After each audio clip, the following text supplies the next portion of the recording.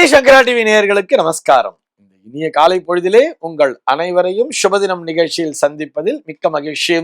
நேயர்கள் அனைவருக்கும் இனிய தமிழ் புத்தாண்டு நல்வாழ்த்துக்கள். விஸ்வாவசு வருடத்தின் துவக்க நாளான இன்று 14/4/2025 இந்த நாள் எப்படிங்கிறத பார்க்கலாம் வாங்கோ.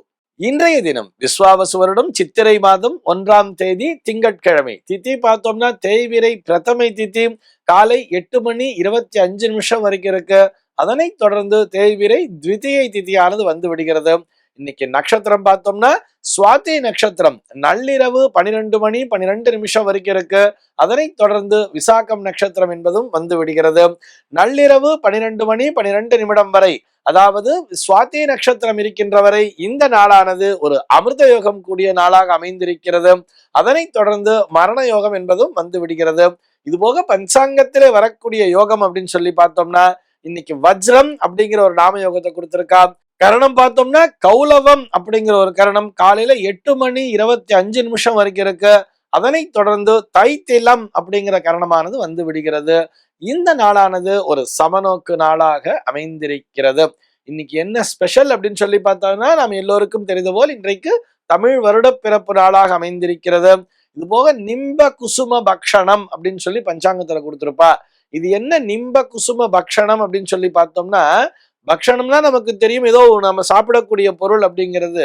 இது என்ன நிம்ப குசும பக்ஷணம் அப்படின்னு சொன்னா, அந்த வேப்பம் தழையை போட்டு அந்த வேப்ப இலை அப்படிங்கிற அந்த கசப்பு, அதுக்கப்புறம் அதோட கொஞ்சம் வெல்லம், கொஞ்சம் புளி, கொஞ்சம் உப்பு எல்லாம் சேர்த்து அந்த மாங்காய் பீஸ்லாம் நறுக்கி போட்டு அது ஒரு பக்ஷணமா செஞ்சு வச்சிருப்பா தெரியுமா.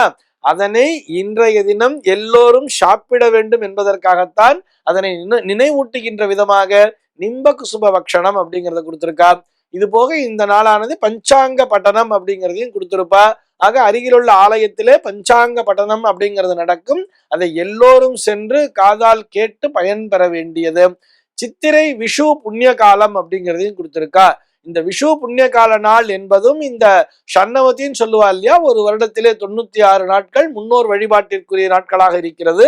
அந்த வரிசையிலே இந்த நாளும் ஒரு நாளாக அமைந்திருக்கிறது.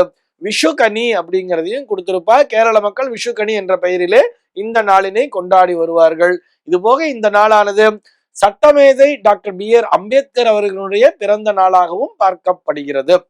சென்னையை பொறுத்தவரை இன்றைய தினத்தினுடைய சூரிய உதயம் என்பது காலை 6 மணிக்கும், சூரிய அஸ்தமனம் என்பது மாலை 6:18 சந்திர அஸ்தமனம் என்பது காலை 6:39 சந்திர உதயம் என்பது மாலை 7:29 சம்பவிக்கிறது.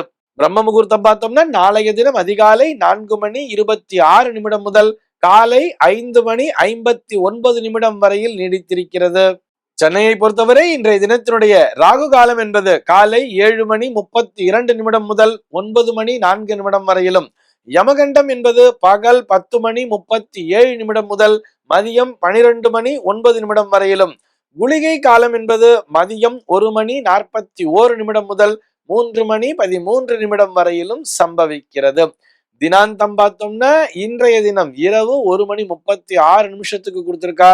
சூலம் பார்த்தோம்னா இன்றைக்கு கிழக்கே சூலம் காலை 9:17 வரையில் இந்த சூல தோஷம் என்பது உண்டு. அதற்குரிய பரிகாரமாக தயிர் அருந்திவிட்டு கிழக்கு திசையை நோக்கி பயணிக்கலாம் அப்படிங்கிறதையும் சொல்லி இருக்கா.